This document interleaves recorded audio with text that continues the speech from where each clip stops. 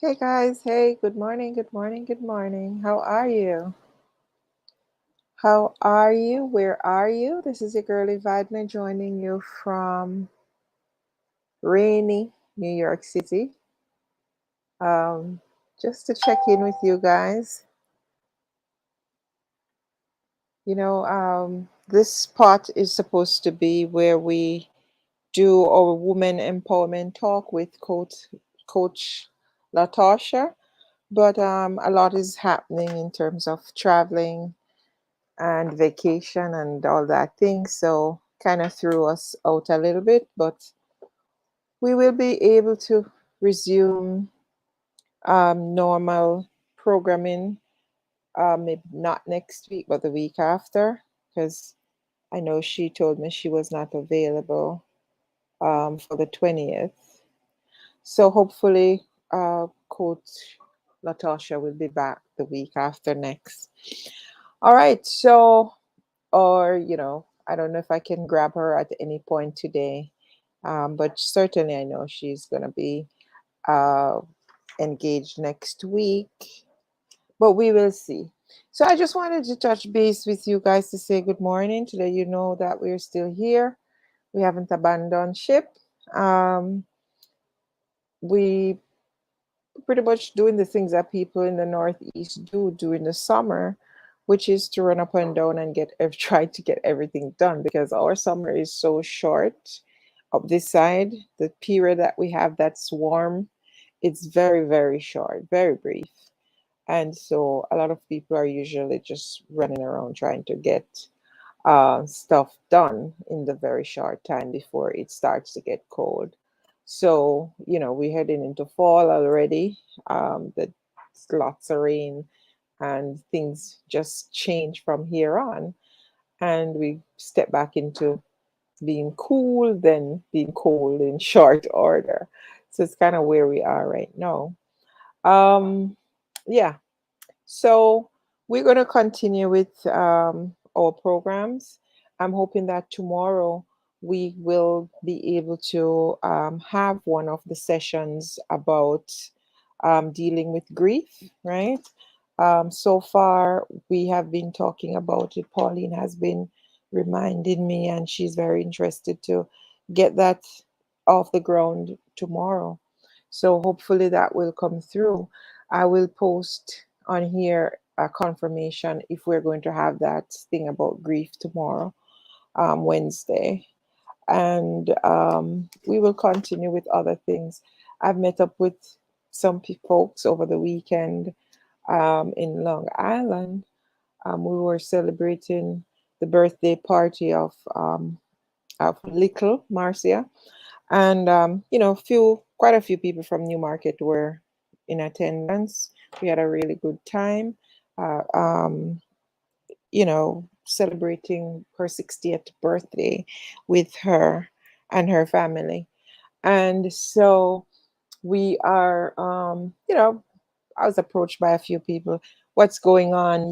We really enjoy the programs. We want to have stuff back on track to continue. And just to tell everybody that yes, we will get things back on track. Unfortunately, it will not be exactly the way it was before, um, because people don't want to participate, and they're not willing to participate. People are not volunteering to participate, and we do not have manpower to run around and beg and beseech with people every day to get them to come on here. We just really don't have the manpower for that. Nobody's working on salary. Nobody's getting pay. None of these programs is generating any form of payment so we can pay staff. So you know we have to be realistic with time, and time is money. So it has to be that people are willing to step forward to participate, and we're not doing the runaround things, but we will continue to do what we can the best way we can. um, Regarding our projects, I am yet to get an update on some of the projects, right? Um, I will be checking around for the last few days because I was kind of um, out of commission myself over the last 2 weeks or so. But I know the project in Bull Bay, that young lady was very committed to having that started. And I did get an indication from the other project in Giddy Hall that they're still meeting and still discussing because they have to come up with a budget for that project. Now, as soon as we have a budget for them, then we can put them out there because then we will know what kind of cost we're looking at and so on.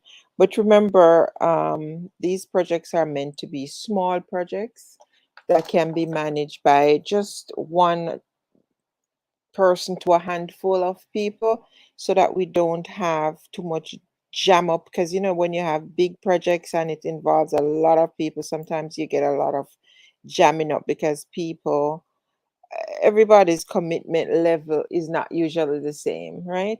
So I want to encourage us to do projects that we can manage without a whole bunch of people involved so that you can get your projects off the ground, right? Um, because even though they're community projects and you want to involve as many people as possible, sometimes that in itself can be a burden to manage people with projects. So start small, start where you can manage, and then we can keep adding as we go along. I don't ever hear back from the person who said that they wanted to do the cooking project to feed the elderly and the children.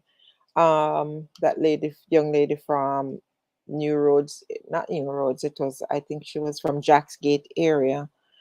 She didn't call back to say anything, so I don't know what's up with that. But I did say, you know, if they don't have anywhere to do this from, this is something that could be done from a home, from a school, or the community center. But I have not heard back from her, so I don't know what's going on with that. Um, my community center project that has to do with the reading project at the community center. Um, Mr. Stewart, Dalton Stewart, and Polite Gale are both going to be working on putting together an estimate for that project so that we can know exactly how much it's going to cost to have the section of the community center, the small section, complete. Um, it needs some, dressing up, some rendering.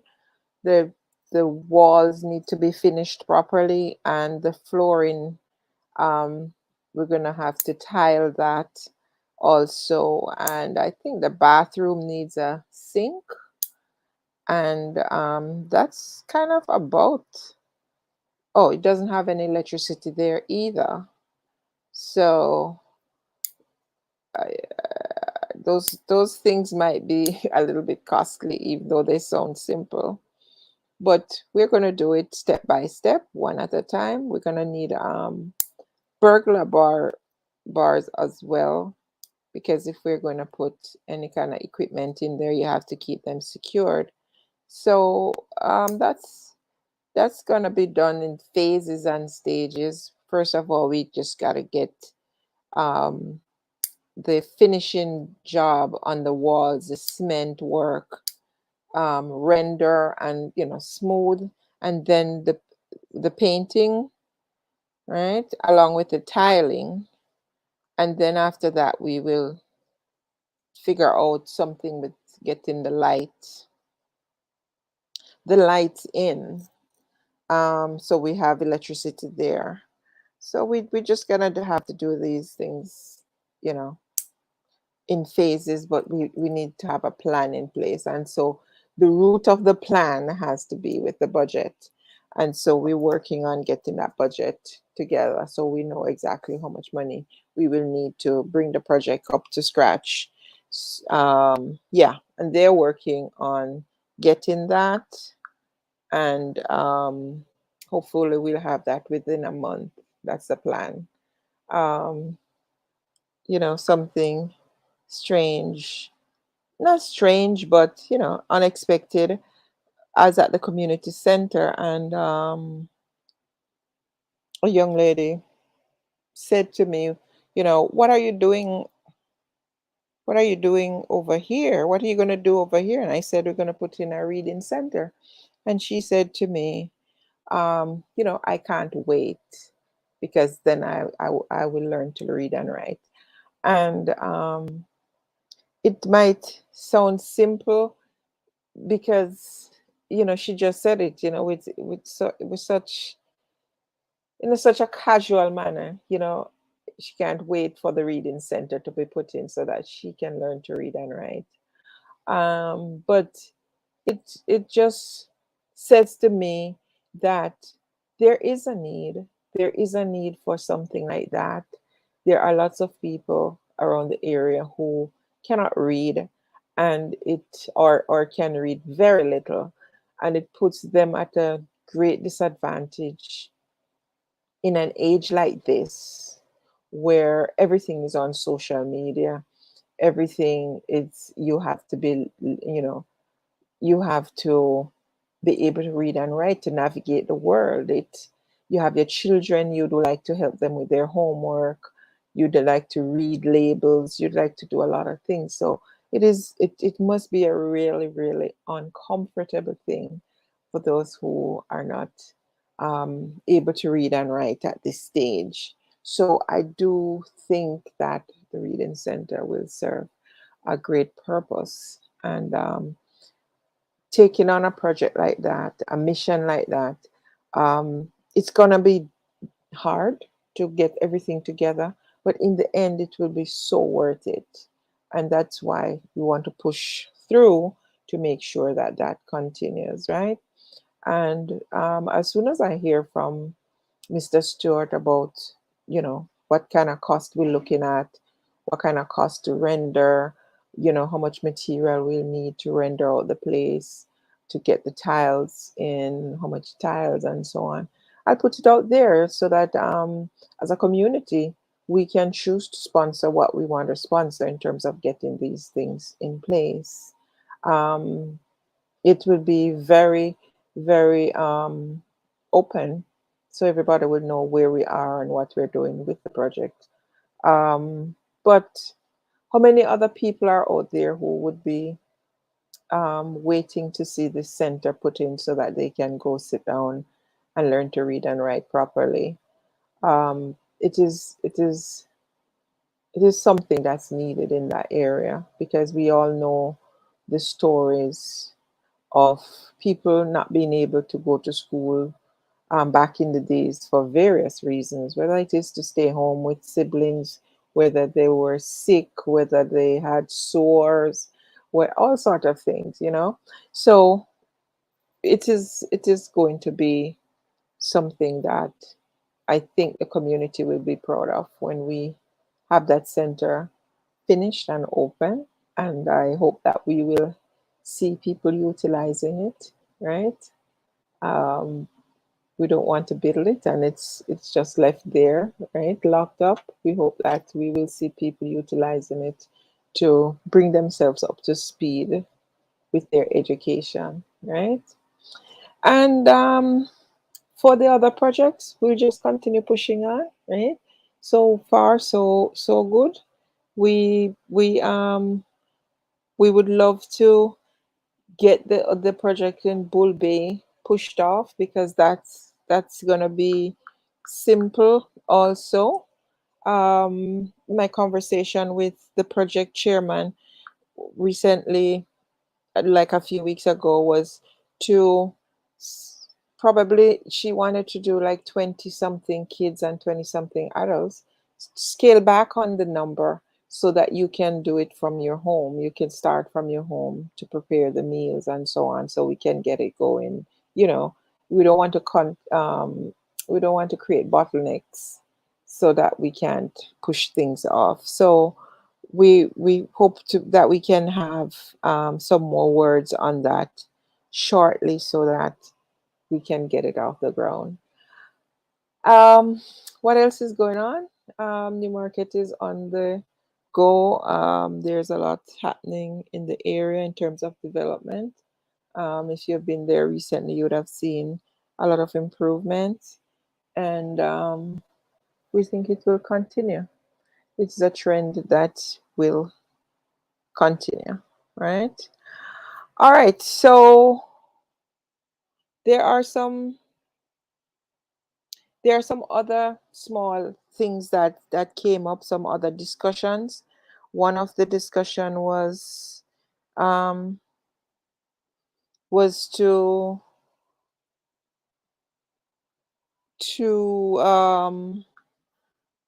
to have some kind of boosting of the internet service in the area.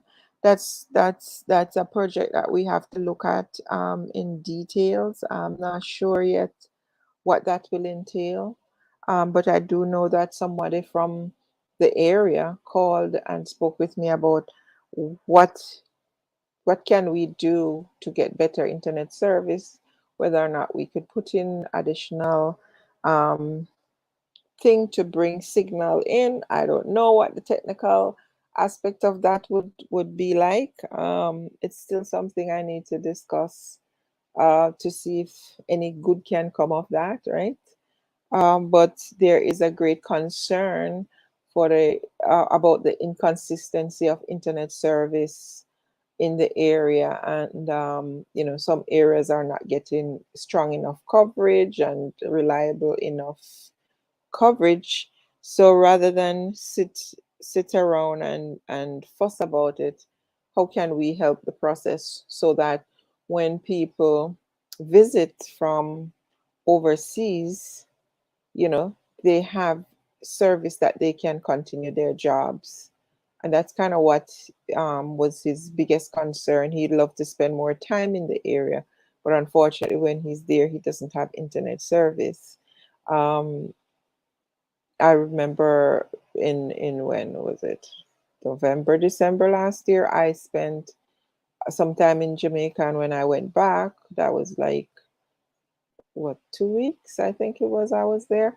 When I went back, my phone bill was $300, and these things can be a deterrent when you think about um, being home, right? You have stuff that you need to do, you have stuff you need to upload, you have to stay in touch with your social media and blah blah blah. If you don't have good service, then you have to resort to using your overseas roaming, and that is very very costly. So we will try to have some kind of discussion with the internet service provider for the area to see what kind of help we can offer in terms of assistance to get the service up, to a level that is more reliable and stronger signal, if that is possible. I know the member of parliament had told me some time ago that um, they were bringing in stronger signal into Louisville area because that's where the police station and the high school is, and so on. I don't know if that was ever done, but we just have to keep talking. We just have to keep, consulting with each other and talking and be willing to push things, a little further so we can get some more out of out of it. But certainly the internet service that is being delivered in the Newmarket area, it can be boosted somewhat. We hope, right? So that's another thing that we have to explore, right? And like I said, someone was willing to try to put money behind that as a group effort to get better, stronger signal in the area if it is at all possible. All right, so that's kind of it. I note that school has started, and those of you who are back in school, whether it's to be teachers or students, I hope you'll have a progressive school year, and you know, things will get better. This is probably the first full semester after the whole COVID thing, when everything is supposed to be back to normal, the new normal. And so it might be a little bit strange for a lot of people, but we hope that things will continue to improve. Lots been going on in the news about school uniforms and hairstyle and all that, but I hope that we can get past this quickly and move into the things that really matter, which is students learning, teachers teaching, students learning, some of these other things are sideshows and distraction, but um, it will take a while to settle down. The kids were out of school for a long time, and they have developed a new sense of themselves, and who they are and what they want to be and how they want to look and all of that, and how much they want to respect authority. So it will take a minute for them and their parents to come back around to some of these things. Also, some of these things are nonsense. There has to be dignity and respect, and good grooming and all of those things. But also, people have to be allowed to express themselves, right? We don't condone vulgarity, but there's no need for a student going to school to have their uniform down at their ankle. That's totally unnecessary. And we have to bridge the gap.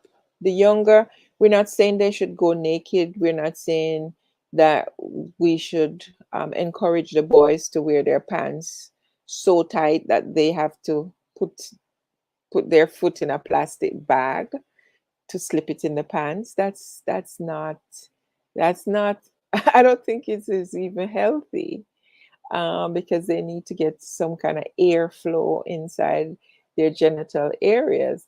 So, it's a give and take situation. But remember, the kids want to look fashionable, they want to look relevant. They don't want their pants to look like the 60s. And so we have to be willing to let go of some of our old beliefs, right?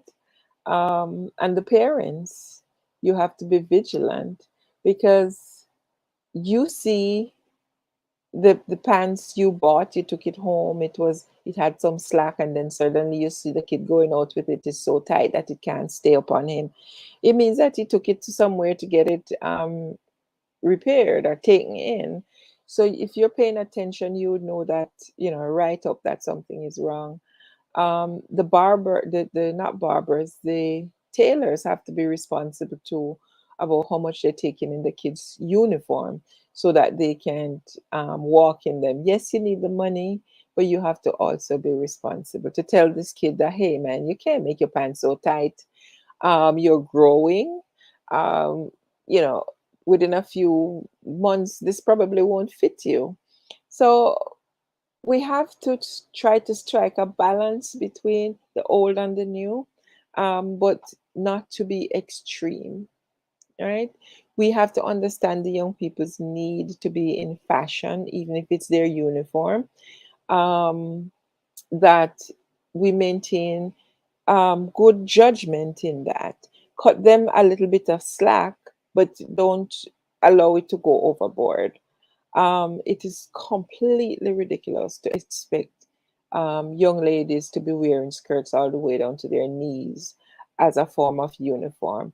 What does that protect? What does that stop? It doesn't stop them from being with boys. It doesn't stop them from having sex. It doesn't stop them from getting fondled by other boys, if that's what's happening.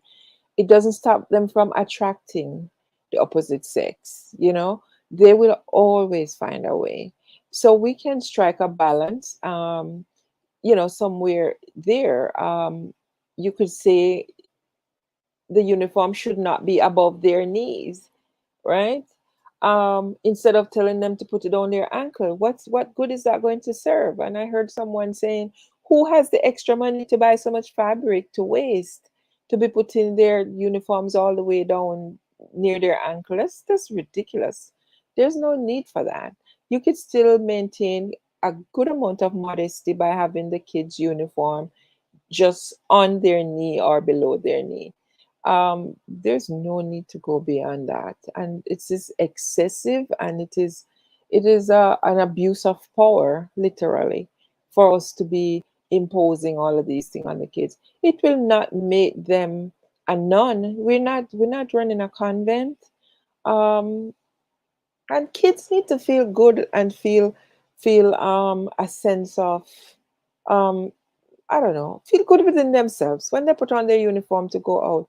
They don't need to feel like they're a rag doll in these long old granny looking things. For what reason? You know, it's not necessary. It can even be hazardous. Your clothes being too long, it can be, it's pleated, it's long. It can get caught in all kinds of things and cause accidents. It's not necessary.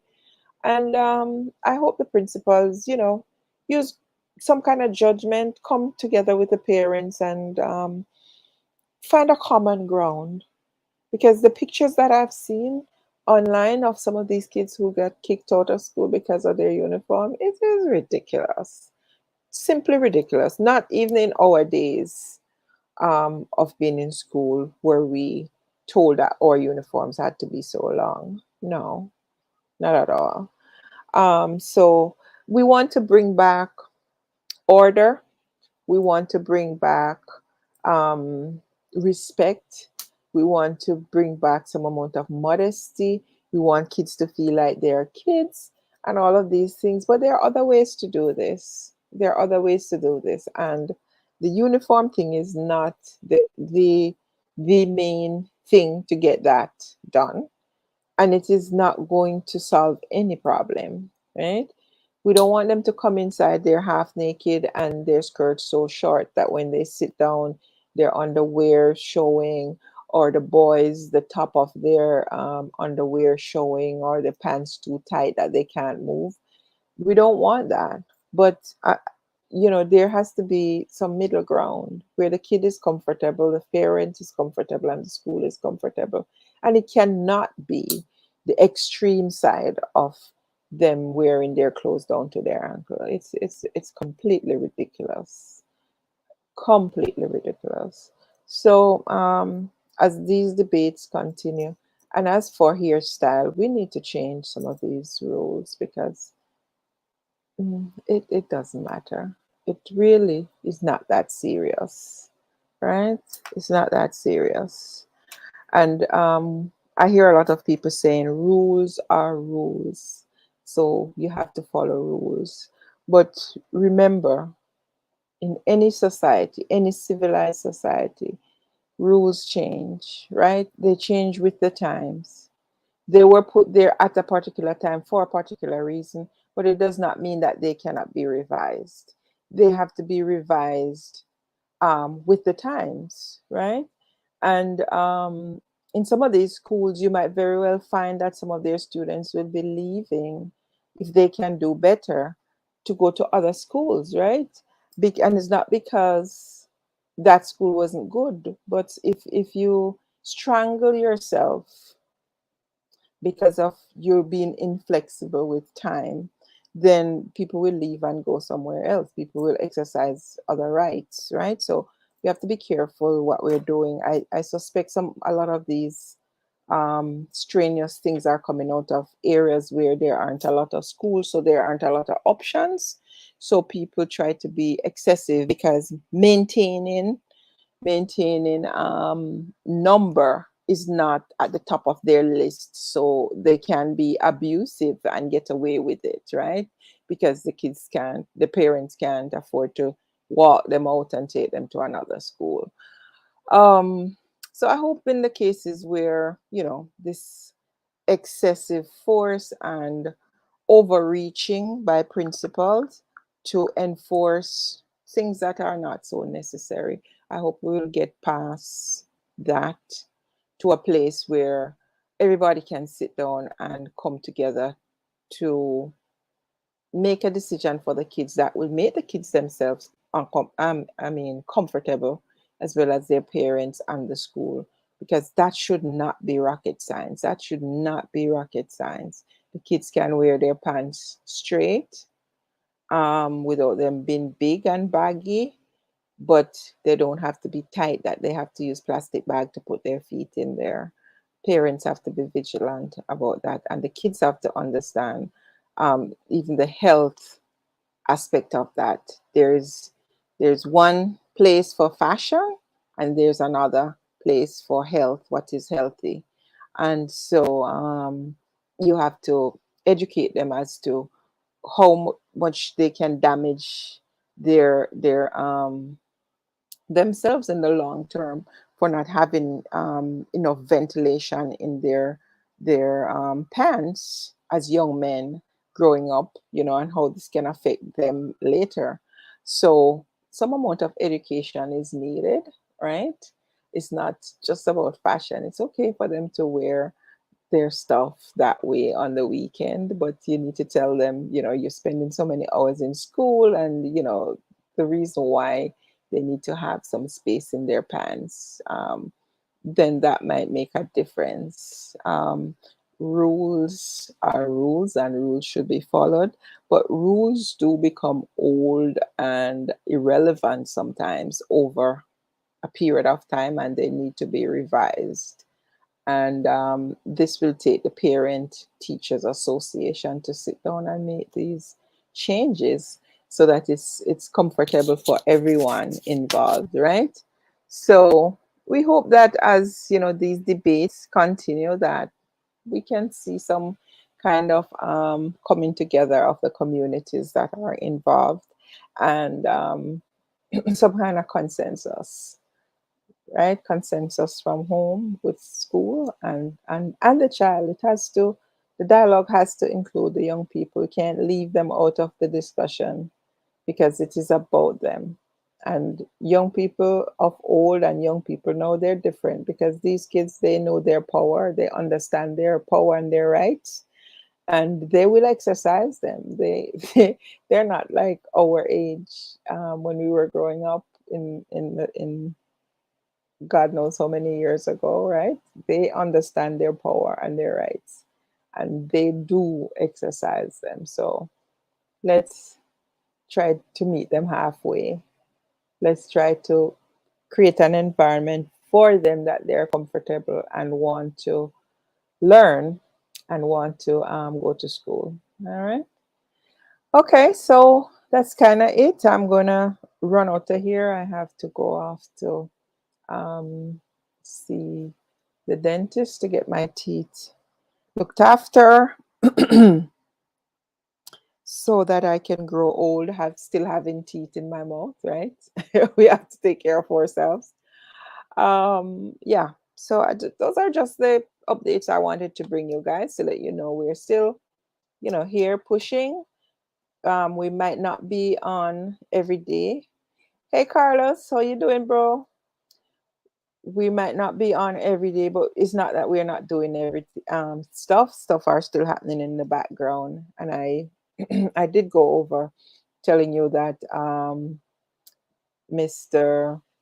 Mr. Stewart and Polite are going to take care of that estimate stuff for the community center, so that we can know how much we need to get that reading project off the ground, so that people who really are in need of this can have a place where the adults or children can go and sit down in a nice, clean, decent, bright place and learn to read. The computer, there's a lot of potential now in using programs on the computer to teach people to read and write.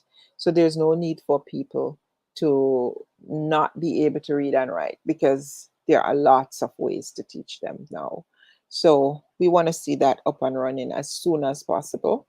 As soon as I get the estimate amount for the floor and the rendering and completing the bathroom. Well, the bathroom only needs, the window needs to be repaired, and we need a sink.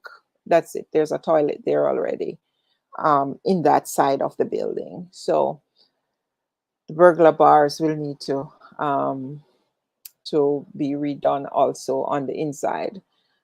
So it is going to take a little bit of money, right? It's gonna be taking a little bit of money, but we plan to do it in phases so that it's not a burden to do everything all at once. We just have to do a little here, a little there until we do. So the rendering the ceiling, because it was just recently decked, so it's raw and not even.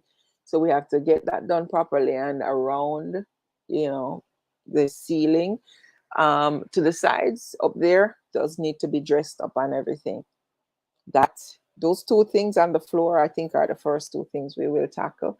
Then there's the whole electricity thing, to bring the electricity back from all the way down the main street back across post office side there, come over.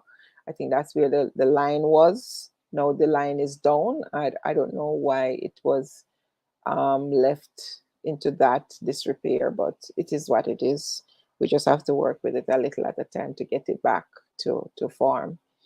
And like I said, things are going on in the area in Newmarket. A lot of progress in terms of buildings and shops being open and so on. The place is improving steadily. Commendations to the people on the ground who are pushing ahead and trying to have more, make it return to a viable commercial space. It is doing fairly well as far as I can tell, right? So we'll continue that, and we'll try to see, um, to do some research on that whole internet thing to see if there is any way the community can assist the contractor, the person who is there now, who is offering internet service. We need to have a dialogue with him to find out if there's anything that anybody can do to help to boost the internet service that is there, because there are people who want to help, right? Want to help from the mere fact that they have their parents there, and they need to be in touch with their people on a constant basis, and sometimes it's not possible because internet service is down, or it is too weak, or when they return home they cannot do work from home, so that kind of prevents them from going to the area as often or as long as they would like to be, because a lot of people can work remotely, but they can't go to like Newmarket area and work remotely because the internet service is either not up, or it's not strong enough, or it's not reliable. And I myself have experienced that, when I travel home. So it is certainly something that we can all discuss and see if there's really anything that we can do to assist to get that service better. All right, so more talks in the future. I'm gonna have to end now, and we'll continue the dialogue. Brother Callers, nice seeing you, bro. Let's get together and chat at some point. All right, take care of yourselves, guys.